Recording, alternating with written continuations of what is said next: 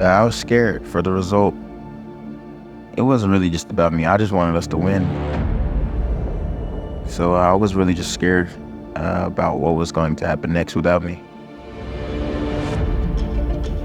When I walked back into the stands, it was like a sea of red, and their eyes were on me trying to figure out if Jamal was going to play, because they called me down there, and it was nerve-wracking for me to tell everyone, like, he is going to play. I honestly had the feeling right up until he walked out and he could barely put pressure on that foot that he was going to come back and that he was going to be taped up and we were going to be ready to go. He usually plays through those things, so that's how I knew he was actually hurt. We kept looking at the tunnel after the injury, right? We were like, okay, at halftime, he's gonna come back. He'll be ready, you know. We saw him walking out, he couldn't go.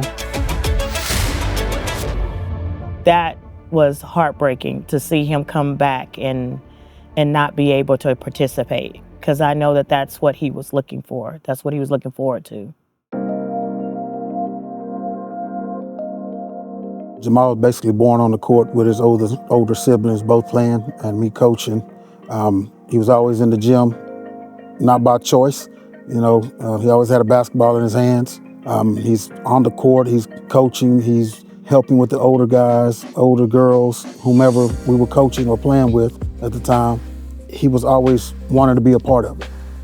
When we started going to basketball tournaments with his siblings, Jamal always had a ball in his hand. Everywhere we go, you would hear referees, you would hear other coaches, get off the court. He always used to practice with whatever team was available. And so since I was playing, he was with the girls a lot.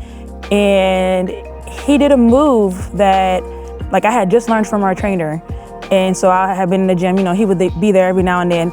And just by him watching and not even practice, he would just went out there and just did the move. And I was just like, how did you, just by watching, you know, and like taking in from his environment. He's always been that kid that figured it out. I think each year something clicked with him.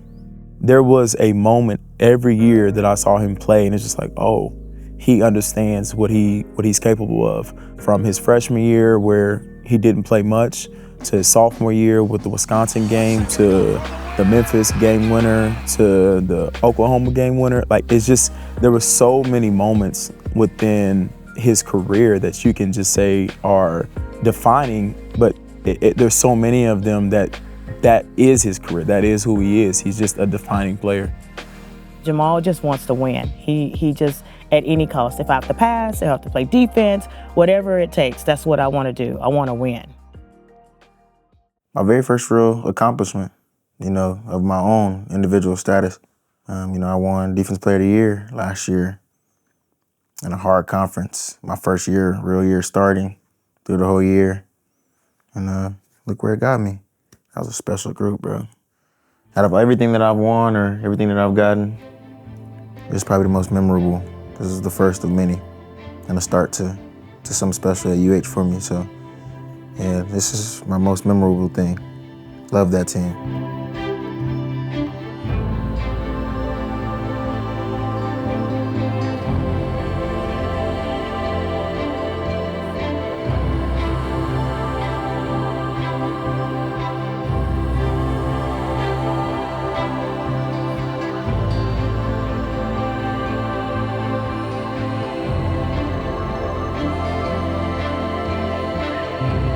We're positive. The family as a whole, we're all positive. We want Jamal to succeed at the highest level with happiness, with the feeling that my family got my back regardless.